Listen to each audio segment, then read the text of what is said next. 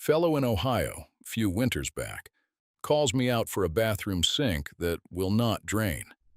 I pull up, he lets me in, and he is standing in his garage with a phone to his ear, getting a price from one of those outfits that runs the radio ads. $295 plus a trip charge because it was a Saturday. The whole time he is on that phone, 3 feet behind him, under a blue tarp, is a shop vacuum, already paid for, used maybe twice since he bought it. I told him to hang up. 10 minutes later, that sink was draining, and 8 of those minutes was me moving boxes to get to the tarp. 30 years I have been in residential plumbing. My Uncle Ray put a pipe wrench in my hand when I was 14 and told me tools do not care what they cost. They care whether you know what they do. And that wet-dry vacuum out in your garage, the one you use for sawdust and car mats, is the most underrated drain tool a homeowner owns. Not a snake, not a jug of blue chemical, a shop vac. Here is the part people skip. Every other thing you have tried pushes. A plunger pushes. A coat hanger pushes. A cheap drum auger pushes. And when you push on a wad of hair sitting 1 foot down your drain, you do not remove it. You relocate it. You pack it tighter and send it somewhere harder to reach. Suction pulls. It brings the whole mess up and out in one piece, into a canister you dump in the trash. That is the trick. That is the whole video. I will walk you through the setup step by step, because there are 3 or 4 spots where folks get it wrong and then tell me it does not work. Then the rest of the arsenal. The $3 tool. The plunger technique nobody taught you. The 2-minute move that clears the trap. And at the end, I will tell you when to set the tools down and pick up the phone. That is part of the job, too. Number 1. Find out where the clog actually is. Before you touch a tool, go run every other drain in the house. Kitchen sink, the other bathroom, tub, laundry, flush the toilets. If one fixture is slow and everything else runs clean, your clog is local. It sits in that fixture's trap or the short piece of pipe right behind it. That is the one you fix yourself in about a minute. If 2 or 3 fixtures back up together or the toilet gurgles when the washer drains, stop. That is not a drain clog. That is your main line, the big pipe carrying the whole house out to the street or the septic tank. Different animal, and we come back to it at the end. 9 times out of 10 in a bathroom, it is local. Hair, soap film, toothpaste, and the slime that grows on all of it. And it is shallow. On a sink, it sits inside the first foot of pipe, in the trap, or just under the stopper. On a tub, same story, right behind the drain shoe, the fitting the tub drain screws into. That is why suction wins here. The clog is close. You are not reaching 40 feet. You are reaching 12 inches. 2 minutes of walking around your own house, and it keeps you from doing a perfect repair on the wrong problem. Number 2. Set the vacuum up for wet pickup. This is where most people fail. Pop the lid off the drum. Pull the paper bag out if yours uses one. Then take out the dry filter, that pleated cartridge sitting over the motor intake. Why? A dry filter is paper or paper-backed. Pull water through it, and it turns to mush. It plugs solid, and your suction dies. Then folks tell me the vac is weak. The vac is fine. The filter is soaked. Now go read your manual. I mean that. Some models want a foam sleeve for wet work. Some want the filter out and nothing in its place. Some have a float ball that shuts suction off when the drum fills. And you want to know that before you stand there wondering why it quit. Most manuals are online by model number. Check the drum is empty, then check where you are plugging in. This has to be a wet-rated vacuum, and the label will say so. It goes into a ground fault outlet, the kind with test and reset buttons. You are standing on a wet floor running an electric motor. That is not the place to improvise. Do not use the household upright. Do not use a handheld dust buster. A motor never built for water is how people get hurt. Number 3, make the seal. The seal is the whole ball game. Take the stopper out first, on a sink that is usually a pop-up, and I will show you how to pull one shortly. On a tub, unscrew the strainer or lift the lever-style stopper out. You want an open hole. Your hose end is round and your drain is round, but they are almost never the same round. That gap is where your suction leaks out. Here is the fix, and it costs nothing. Take an old rag, wet it, wring it out most of the way, and pack it in a ring around the hose end where it meets the drain. Press the hose down and hold it. That rag squeezes into every gap and seals it.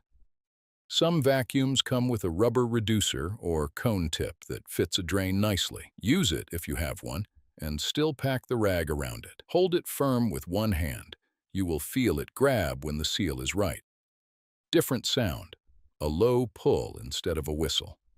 That whistle means air is getting in, and you are wasting your time. And listen, between you and me, this is the step people rush.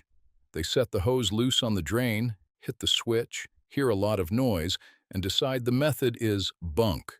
It is not the method. It is the seal. Number 4, block the overflow, then pull in short bursts.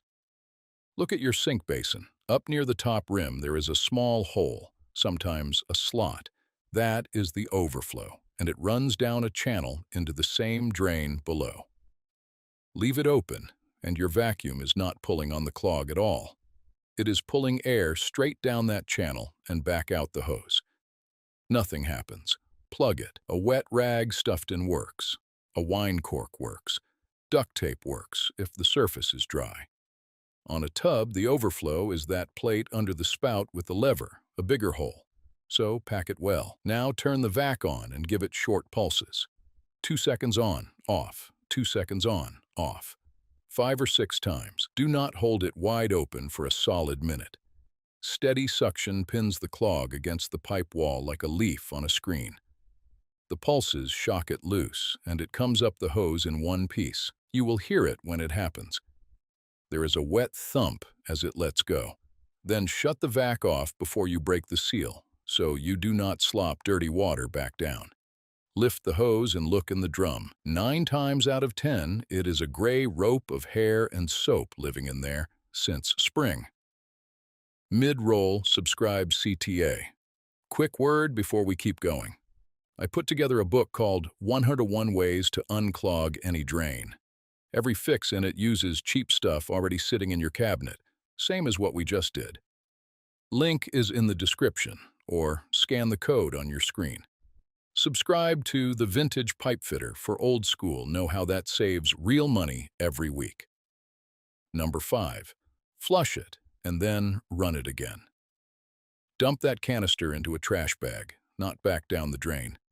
I have watched a man vacuum a clog out and pour it right back in. Do not do that. Then run hot tap water down the drain for a full minute. Hot tap water, not boiling. If it swirls and drops clean, you are finished. If it hesitates, run the vac once more, because the first pull grabs the bulk and leaves a skin of film on the pipe wall. 2 rounds clears most bathroom drains I have ever met. Now, about boiling water. You will see people tell you to dump a kettle down there. On a sink running PVC, that white plastic pipe with glued joints, I stay away from it. The pipe is rated above tap temperature, but the joints and slip washers are the weak point, and repeat kettle dumping is how you get a slow drip in the cabinet you do not notice for a month. Hot tap water is plenty, and it never cost me a joint. Number 6, the $3 zip strip. A long, thin strip of plastic with barbs cut up both sides. $3 or $4 at any hardware store, sometimes labeled a hair snare. Feed it down past the stopper as far as it goes, maybe 18 inches. Twist a quarter turn. Pull it straight back out, slow. Have a paper towel ready because what comes up is not pleasant. That is it. No electricity, no chemicals. $3. The strip and the shop vac work as a pair. The strip grabs whatever hangs on the crossbar under the stopper. The vac takes what is down in the bend. Do the strip first, then the vac, and you have covered that first foot completely. One caution: do not force it. If it stops hard at 8 or 10 inches, you have hit the trap bend, not a clog. Ease back and turn gently. Yanking on a stuck strip snaps the barbs off in your pipe, and now you have a plastic problem on top of a hair problem. Number 7. Pull the pop-up assembly and clean it. Here is the part people skip, and it is why a lot of sinks clog up again 3 weeks later. That pop-up stopper is held down by a rod coming in from the back of the drain body. Look under the sink and you will see it going into the tailpiece, held by a nut, connected to a flat strap with holes in it and a spring clip. Pinch the clip, slide the rod out of the strap, back the nut off by hand, and pull the rod straight out. The stopper lifts right out of the basin. What you find on the bottom of it is a beard, hair and soap wrapped around the hook at the base. Sometimes years of it. Scrub it with an old toothbrush and dish soap. Drop it back in, slide the rod home, thread the nut on hand tight plus a nudge. Clip the strap. 10 minutes, no parts, no cost. And on maybe a third of the slow sinks I have looked at, that beard was the entire clog. Number 8. The plunger. Done the way it actually works. Most people plunge wrong, then blame the plunger. 3 things. First, use the right one. A sink plunger is the plain cup with no flange hanging out. The one with the rubber sleeve is built for toilets, and on a flat sink basin, it never seals. Second, plug the overflow, same as before, same reason. If that hole is open, every push goes up and out of it instead of down at the clog. That is the top reason plunging fails on a sink, and almost nobody mentions it. Third, get water in the basin, an inch or 2 over the drain. Water does not compress, air does. With water in there, every stroke goes straight down the pipe. With an empty basin, you are squeezing air, then plunge with steady, even strokes, 15 or 20. Not wild slamming. Keep the cup sealed the whole time and do not lift it between strokes. One more thing. Keep your face back or wear eye protection. When that clog lets go, whatever is standing in the basin comes up at you. If somebody already poured chemical down there, that splashback will burn. Number 9. The P-trap. 2 minutes with a bucket. Under the sink, there is a curved piece of pipe shaped like a U. That is the P-trap. It holds a little water on purpose, and that water keeps sewer gas out of your house. It is also where anything heavy that goes down your drain lands and stays. Bucket under it, old towel down. Loosen the 2 big plastic nuts, one at each end of the U, by hand. If they are stiff, use channel lock pliers gently and keep metal teeth off plastic where you can. Slide the trap off. It will pour. That is the point. Dump it and look at what comes out. Rings, earrings, small screws, a decade of toothpaste. Rinse it outside with a hose and run a bottle brush through it. While it is off, reach up into the wall pipe with the zip strip, because that short horizontal run is the other place gunk likes to sit. Put it back the same way it came off. Hand tight, then a quarter turn more. Those nuts seal on a plastic washer, not on force. Over-tighten and you crack the nut. I have seen plenty of cracked ones. Then run water and watch every joint for a full minute. Number 10. What not to do, ever.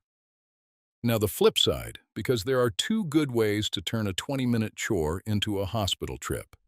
First one, never run a shop vac on a drain that has had chemical drain cleaner poured into it. Those products are caustic, lye, or sulfuric acid, depending on the jug. A vacuum turns that liquid into a fine mist and blows it out the exhaust vent into the room you are standing in, straight at your face and lungs. That is a chemical burn waiting to happen, and not a small one. If somebody already poured that stuff down there, the vacuum is off the table. So is the plunger, on account of splashback. Pull the trap with a bucket instead, wearing gloves and eye protection, and get the chemical out that way. Good moment to say it. I do not use those chemicals, and never have. When a drain is fully blocked, that liquid sits in the trap eating on it, still sitting there when you or I go to work. Second one, baking soda and vinegar. I know. Your mother did it, my mother did it. Here is the truth. An acid and a base put together neutralize each other. You get carbon dioxide, water, and a little salt. The fizzing looks like something is happening. What is happening is a science fair volcano in your drain. It has no ability to dissolve hair, none. On a slow drain, the hot water you chased it with is the part that helped. Number 11. What this is actually worth. Real numbers, because I do not care for vague talk about savings. A standard drain clearing call in most of the country runs $150 to $300 in business hours, nights, weekends, holidays. Now you are looking at $200 to $400, and plenty of outfits add a dispatch fee before anybody touches a tool. That is for a job that is frequently 10 minutes of work. I have done hundreds of them. Pull the trap, clean it, put it back, write the ticket, drive away. A decent 5 or 6 gallon wet-dry vacuum runs $60 to $120, and you already own it. The zip strip is $3. The sink plunger is $8. The bucket you have. So one avoided weekend call pays for that whole setup, and then some. The second one is money straight in your pocket. I am not against plumbers. I am one. What I am against is paying a professional rate for a job that takes 2 minutes and a bucket, once somebody shows you where the nuts are. Number 12. When it is not a 60-second job, and how to know. Now I owe you the honest part. The title on this video says, Any Drain in 60 Seconds. That is how these get titled. Let me qualify it, because I would rather you trust me next week than click on me today. The suction method is fast, and it does work. It is not a cure for everything. It shines on bathroom sinks, tubs, and showers, because those are hair and soap clogs in the first foot of pipe. Close to the opening, loose enough to move, light enough to lift. Kitchen sinks are a different problem. Kitchen clogs are grease, and grease coats the pipe wall in a hard layer further down. A vacuum will pull standing water and loose debris out of a kitchen line. It will not strip a greased pipe. That is a trap pull and a hand auger job. And here is the real boundary. If more than one fixture backs up at once, if the toilet bubbles when the washing machine runs, if water comes up in the tub when you flush, put the tools down. That is your main line, and usually it is roots that found a joint, or a belly in the pipe, or a break. Nothing in this video touches that. That is camera inspection territory and a licensed drain contractor with a machine. Going after it with a rented snake and no picture of what is down there is how a repair turns into a dig. Same rule I live by on gas lines. Some work belongs to a licensed pro with a permit, and knowing which is the actual skill. One last thing. That book, 101 Ways to Unclog Any Drain, covers the whole house. Kitchen sink and disposal, tub, shower, toilet, laundry, floor drains, the main line. Every clog you catch early is a $200 call you never place. Description has the link. Hit subscribe if you want more trade knowledge from the vintage pipe fitter. Every week, no upsell. Bonus tip stinger. One more, and this one is for the tub people. Sometimes you cannot get a good seal on a tub drain. the strainer is screwed down tight, the screw head is stripped, or the opening is a crosshair grate you cannot fit a hose over. So flip it around. Seal the hose over the overflow plate instead, that plate under the spout with the lever, and plug the tub drain itself with a wet rag or a flat rubber stopper. Now you are pulling through the overflow channel, and it hits that same clog from the other side. On a tub with a stubborn strainer, it is often the only way to get a seal at all. Uncle Ray showed me that on a rental house back in 1996, and I have used it 100 times since. Go find the tarp. I will see you next week.